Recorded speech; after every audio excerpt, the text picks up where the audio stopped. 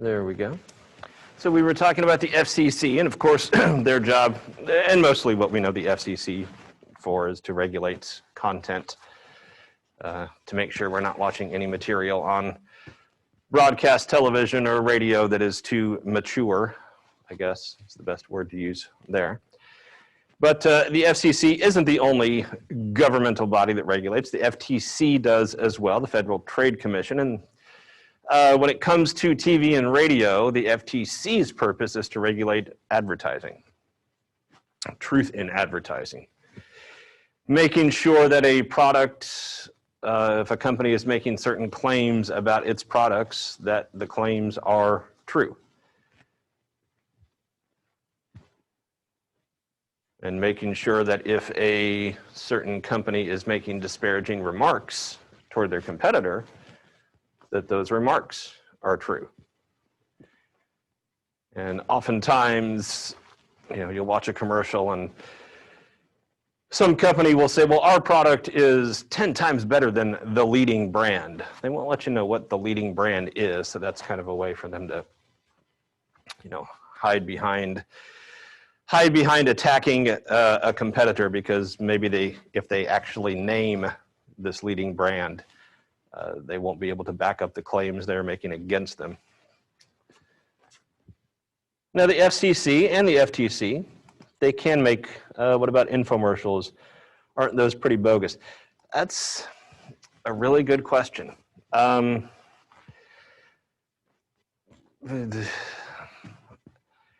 think because the infomercials, I want to say part of it is the fact that oftentimes for the infomercials, you couldn't find them in regular stores. If you were going to purchase the product, you had to buy it, you had to call the 800 number, or you had to go to the website.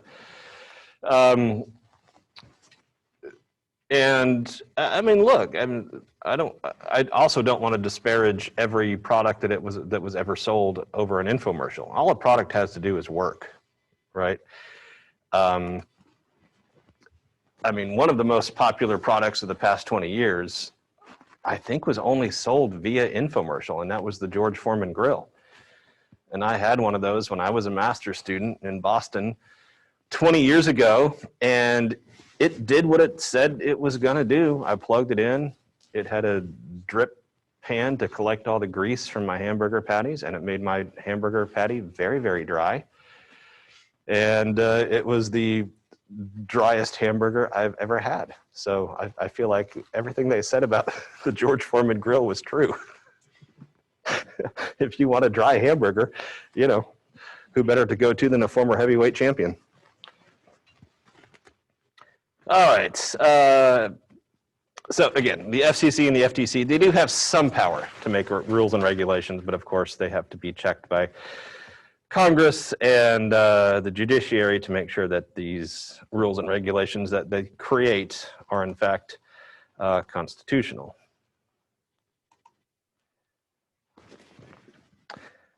But as I said at the beginning of this lecture, or maybe hinted at,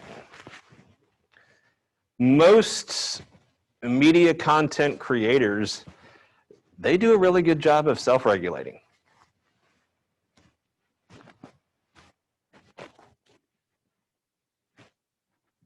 Well ahead of the FCC telling them or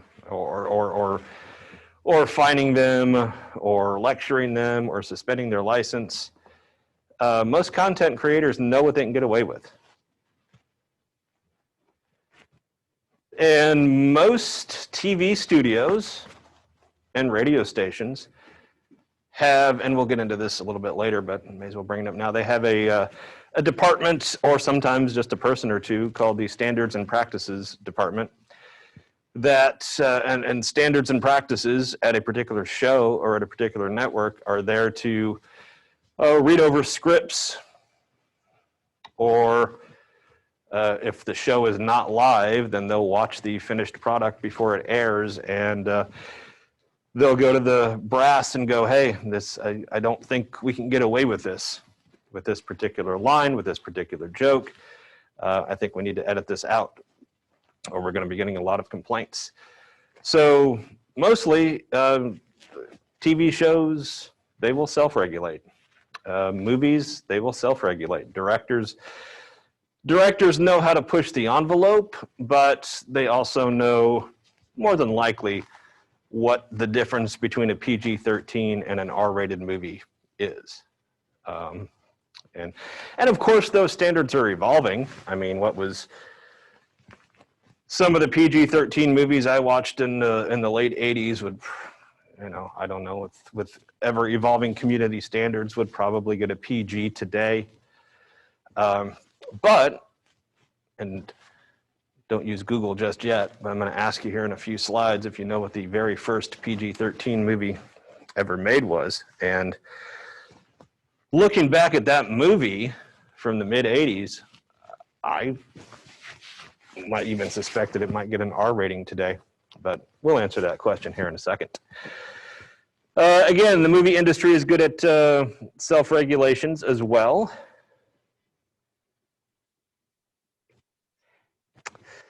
Close, it was around that time. Nope, nope. So the movie industry is actually the first to kind of self-regulate, and they had something called the Hays Code originally, and then they had what we use now, the Motion Picture Association of America rating system, right?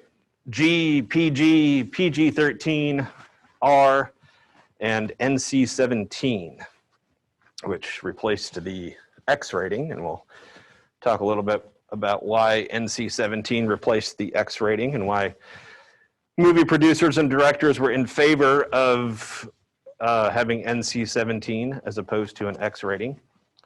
But first, we must talk about the Hays Code.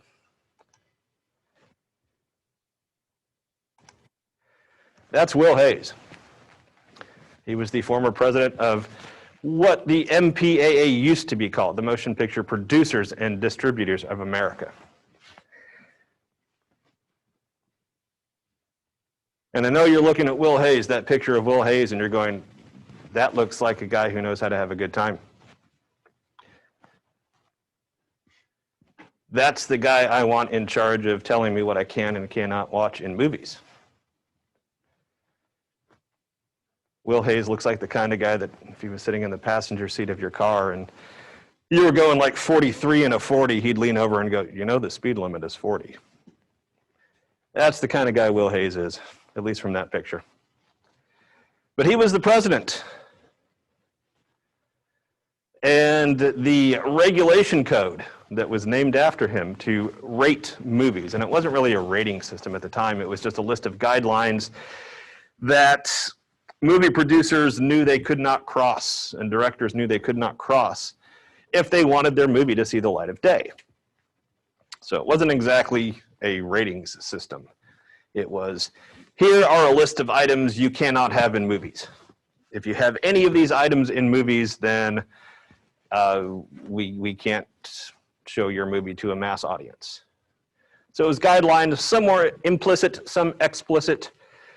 But here's a list of what Will Hays, and again, it wasn't just him, it was named after him because, of course, he was the president of the time. But here's what Will Hays decided that should not be allowed in movies.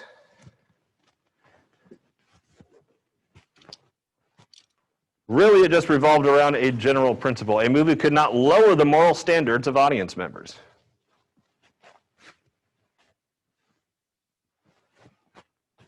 But you're going to hear a lot about standards this semester. When we talk about TV, community standards, every evolving community, and you know, that's the key with moral standards, with community standards. What was unacceptable 70 years ago, obviously, is much more acceptable today. Could not portray crime as attractive or criminals as sympathetic figures. My goodness. We wouldn't have any movies today.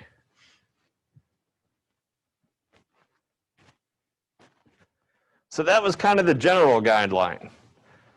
But there were specific lines that could not be crossed if you were a director or a producer. Could not show any illegal drug trafficking, as opposed, I guess, to legal drug trafficking. Excessive and lustful kissing. and sex perversion, which again in the 1930s and 40s was, I'm sure a lot of folks thought kissing was sex perversion. So the standards on romance have obviously eased up quite a bit since then. Could not show any gay and lesbian relationships. Miscegenation, any idea what that is?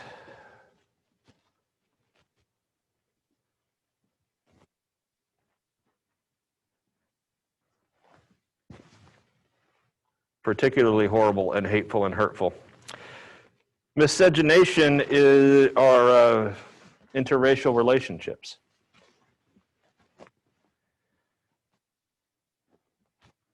Even if there was no excessive and lustful kissing, you could not imply that there was an interracial relationship in a movie. So yeah, quite a racist element to these guidelines from the Hays Code. And certainly even today we look at profanity and nudity as two guidelines that will separate a PG from a PG-13, a PG-13 from an R. So perhaps those last two haven't changed so much.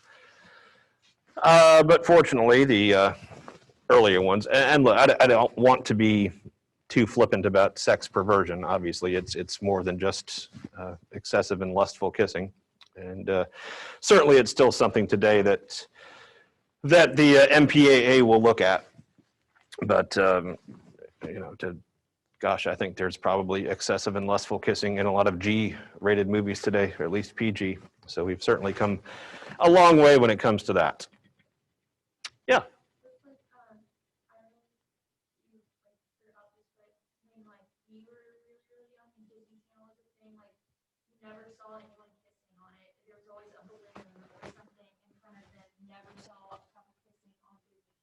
Really? And then now it's like I'll be babysitting or something and I'll watch it with the kid and they're like making out on camera. Yeah, and that's over the course of what, 10 years? What? And that has changed over the course of what, 10 years? Yeah, not even that long. Yeah, so the comment from the audience is Disney Channel a decade, maybe over a decade ago, their couples weren't even shown kissing, and now a decade later it's becoming pretty commonplace. Thank you, Hannah Montana, right? She changed everything. So yeah, and you know, and obviously when we get to the miscegenation part, the gay and lesbian relationships, pretty hateful and hurtful stuff that would not see the light of day if it was included in a movie. Then in the late 60s, the governing body was changed to the Motion Picture Association of America, the MPAA, which we all know and love today. And in 1968, we started these ratings, right? And the original ratings, 3 of which still exist today, G, PG, and R, and then the dreaded rated X. And if you were a producer or director, most likely a director in the late 60s or early 70s, and your film got an X rating, you had to do some pretty significant edits and cuts to it. And you didn't have to, obviously. You could leave the movie as is, but I mean, there's no cinema that's going to show it unless it was an adult cinema. But in 1984, we added PG-13. I guess because sometimes kids want to swear. 13-year-olds want to swear. So we'll do PG-13. And then perhaps more important, especially for movie makers, in 1990, X was done away with and we got NC-17. So no children under 17 allowed. As I said, directors loved this because the issue with the X rating, if they got an X rating, that even if their movie wasn't technically pornographic, most folks associate an X rating with pornography. So if you were a director or a producer and you thought your movie was not pornographic, may certainly be adult and have adult themes. You didn't want it labeled X because then folks would automatically assume it was an adult film, a pornographic film. So NC-17 came along to kind of help producers and directors who made movies or a movie with adult themes, but were not technically pornographic movies. Did it really help with the connotation of? Well, so now NC-17 has been around for 30 years. Do we, and I don't know, it's a good question. Do we think, if we see a movie release and it's NC-17, do we automatically think it's pornographic? Has NC-17 risen to that same level that X has? And I don't know. I think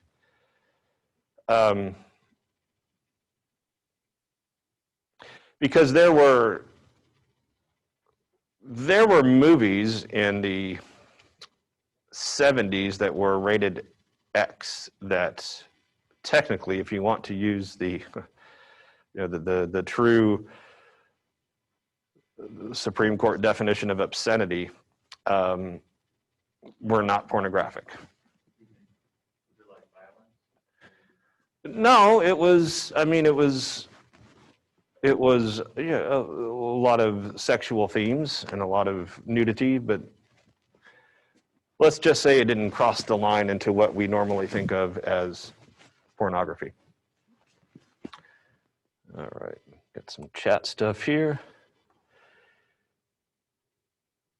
If you're not 21, you cannot take a child under the age of 50. Yeah, what was 50 Shades? Was 50 Shades R? Huh. Yeah, then honestly, I don't know. I don't know what would... Trying to think of the last NC-17 movie I have even been aware of.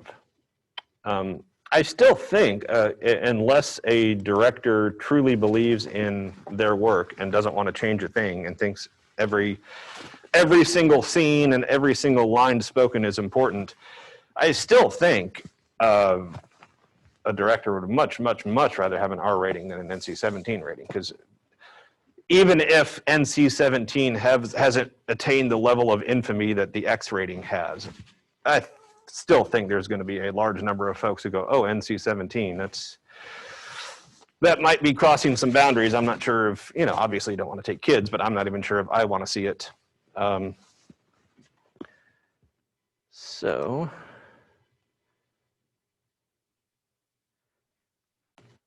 well, now we have Netflix recommendations. Good.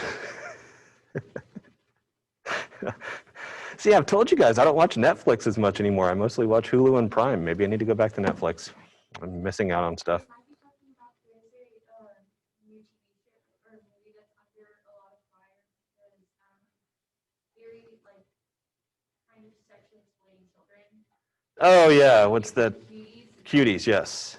7-year-olds dancing like they're or something. Yeah, I've heard about that, and I've heard about the controversy. French or something? Yeah, it's American. an American movie? I thought it was French. I thought it was American. Okay.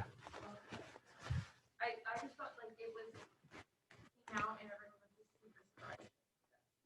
Oh, it is French. I just only seen it talked about.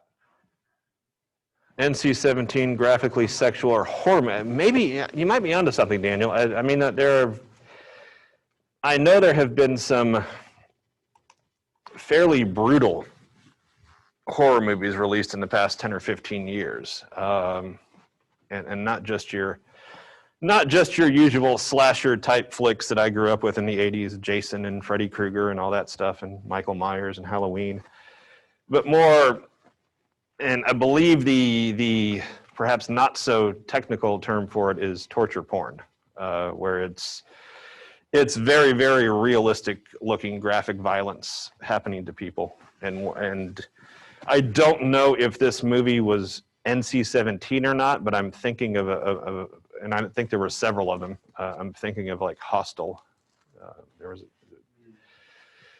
a series of movies called Hostel back in the mid 2000s, and again, I don't know if any one of those films ever got the NC-17 rating, but I know they were pretty graphic in some of the violence. If it was exactly like the book, it would have been NC-17. So Hostel 1 and 2 are NC-17. Oh, thank you, Daniel. Yeah. So maybe an NC-17 rating has now moved away from sexual situation and it's more graphic, realistic violence and torture. And if you're a horror director, I don't know, maybe you do want the NC-17 rating because that adds I guess another level of intrigue, supposedly, to your movie. So what was the first PG-13 movie? I'm sure many of you got tired of waiting and Googled it, but if you don't know, is this one. Wolverine. Wolverine. The original Red Dawn. Don't give me the Chris Hemsworth stuff from 8 years ago. This is the true Red Dawn.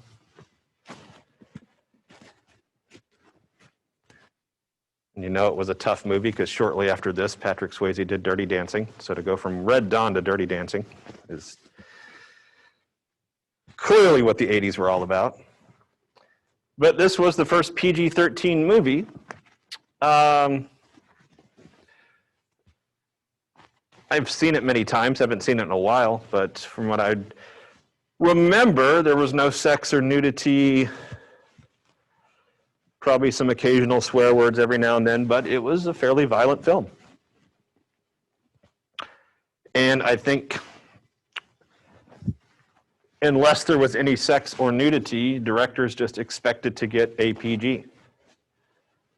But this was violence against, if you're not familiar with the movie, let me go over the complicated plot for you. America is under invasion from a group of Russians and Nicaraguans who've joined forces, and small town in Colorado is under attack, and the only folks who can defend this town are, of course, Charlie Sheen and Patrick Swayze. Oh, that's Jennifer Grey, too. Gosh, they were both in Dirty Dancing. I forgot. They both left Red Dawn for Dirty Dancing. And so it was different. You know, most war movies, it was violence, soldier versus soldier. This was soldier against teenagers, even though Patrick Swayze was probably in his early 40s when he portrayed a teenager, as usually happened in the 80s and 90s. But maybe it was that type of violence. This is violence against quote-unquote kids that we need to label this PG-13. So that was the first one, Red Dawn. And it got the PG-13 rating for violence. And I don't know. I haven't seen the Chris Hemsworth one. I'm like most Americans. I'll comment negatively about something I haven't watched. So maybe the Chris Hemsworth version of Red Dawn from 2012 is fine. I just don't want it to upset my childhood.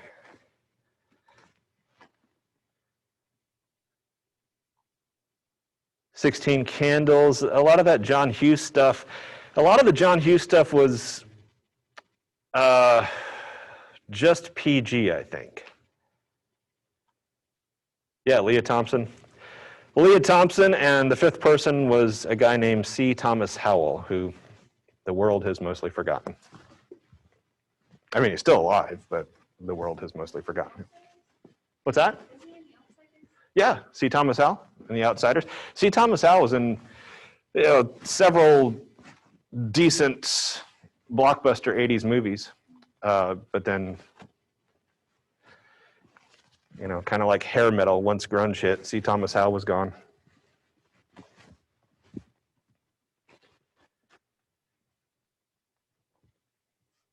All right. So now that we've answered the question, who does the regulating? What is regulated? Content, obviously. But most content in movies, even profanity, even sexual situations and nudity, even violence, is protected speech.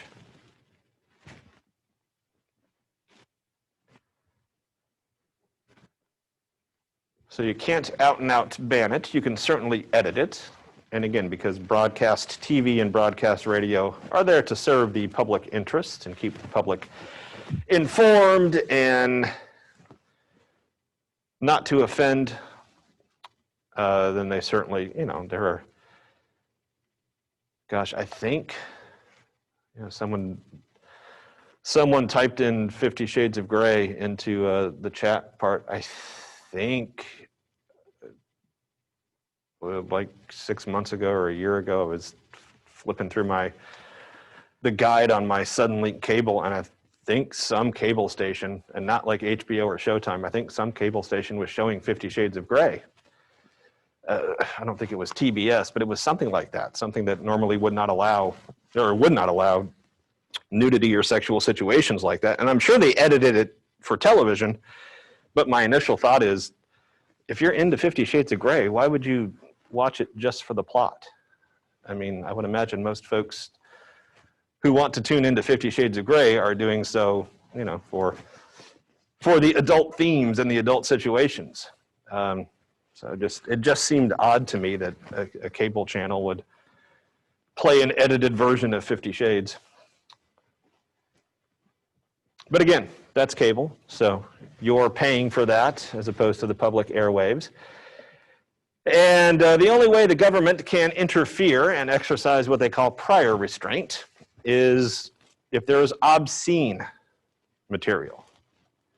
So the government has a right to protect the public. Was it on E?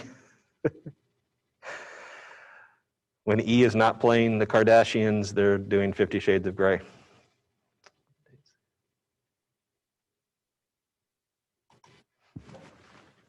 But what is obscene? And I realize that's, to a lot of us, that's more subjective, right? But we do have to have a legal definition of what obscenity is.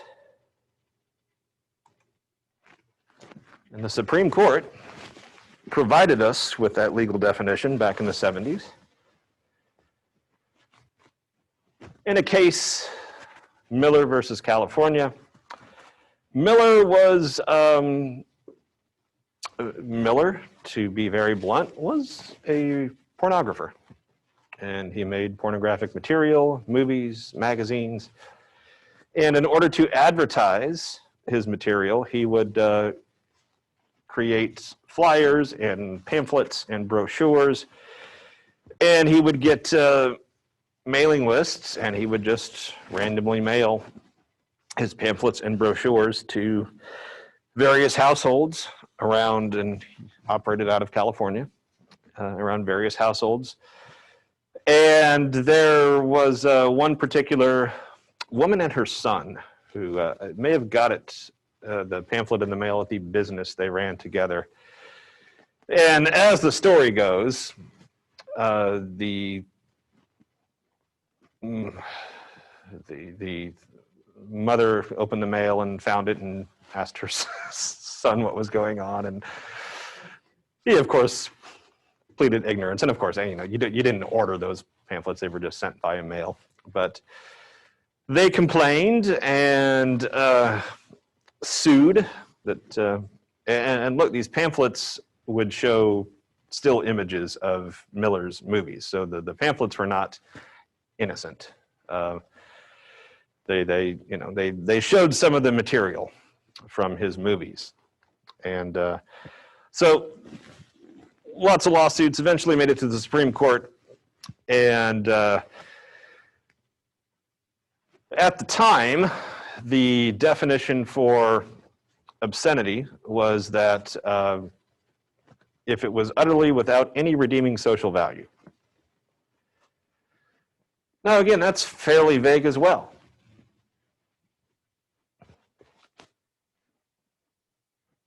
If you don't have a negative opinion or negative perception of pornography, you might say, well, as long as it's consenting adults, then who's to say that it doesn't have any kind of social value? So that definition was fairly vague that they were using. And Miller appealed based on that definition. It's like, who are you saying that, I'm speaking as Miller, who you're saying that my work doesn't have social value? But the Supreme Court decided against Miller's argument, but in the process, they established a new three-pronged definition of obscenity. And you might use obscene and indecent in the same context, but at least legally, they are different words. So obscene is worse than indecent. Obscene material does not enjoy any kind of First Amendment protection.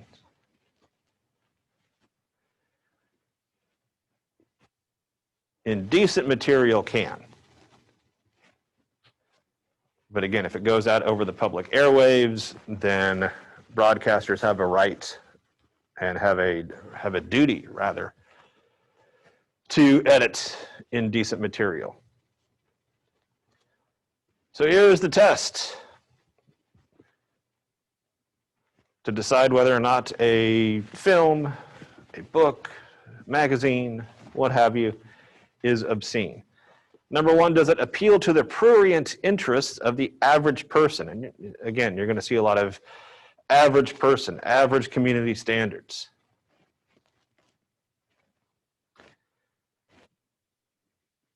And appeal to the prurient interest is just a fancy way of saying, hey, does it make somebody think about sex?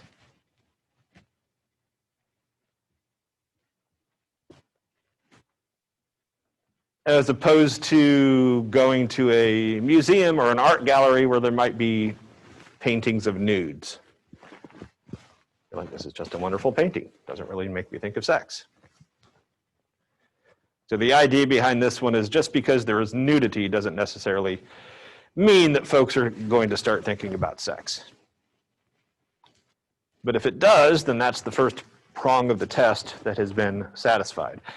And to be labeled obscene, content needs to pass all three of these. It can't just be one. It can't just be two. All three must be satisfied. So number two, does it depict or describe in a patently offensive way?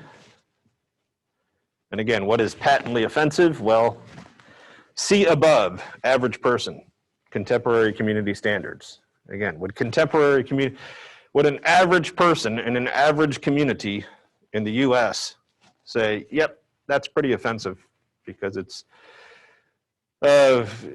describing or depicting sexual or excretory functions?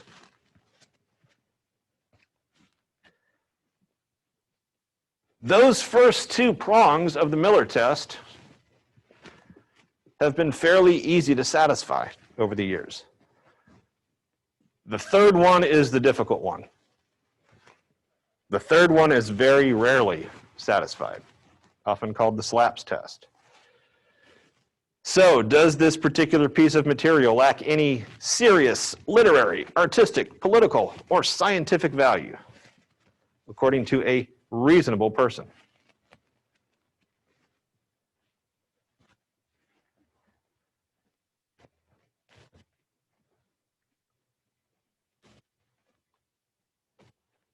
And this is where directors and producers will go, look, you may not like it, but I certainly view this as art.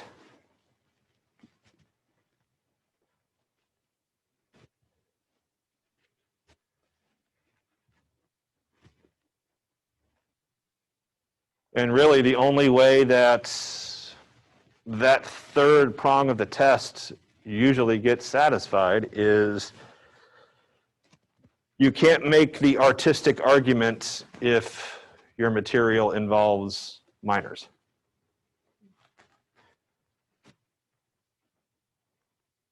because the government has a duty to protect children, those who cannot consent.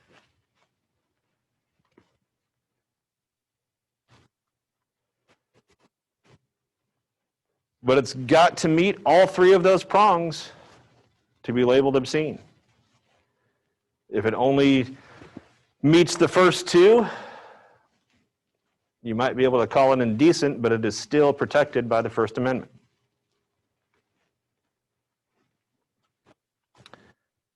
But as I've mentioned several times, community standards are often evolving.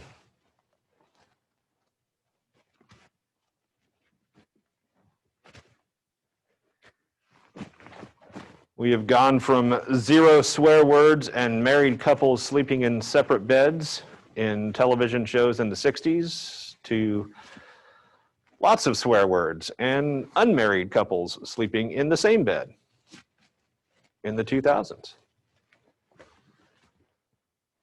And situations like that very rarely get any complaints.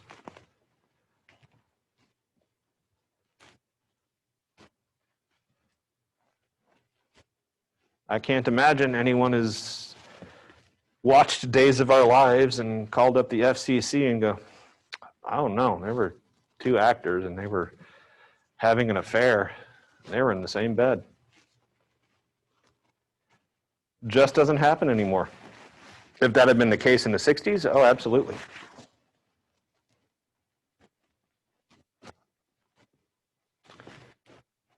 But again, now we're getting into very technical definitions of these terms. We have what obscene is, but what is indecent?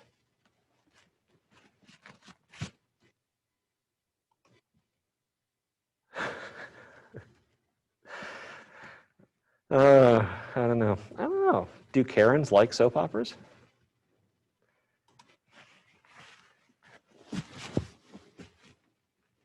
So what is indecent material?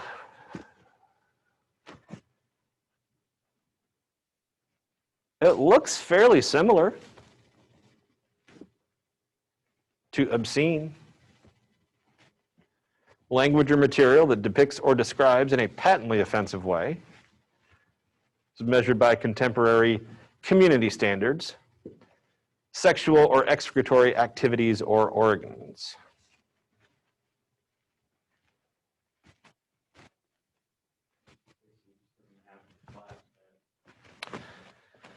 Yep, basically just doesn't have the slaps test.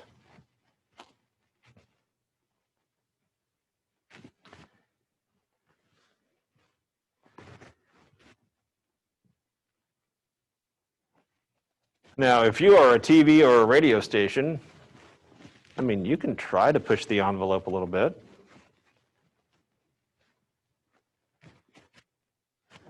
You are just counting on the fact that folks won't complain.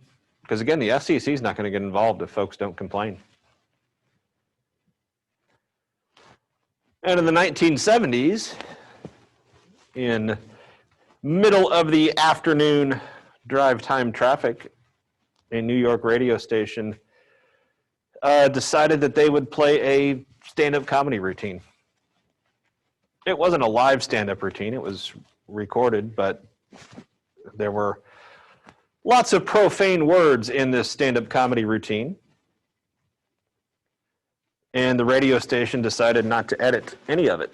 They just played it as is with all the swear words included. And that particular action, that radio station playing that unedited stand-up comedy routine with lots of profane words, again, eventually got complaints. And there was one complaint in particular where a man driving around with his 12 or 13-year-old son was listening to it and called the radio station and said, "How dare you? My 13-year-old son heard a lot of swear words."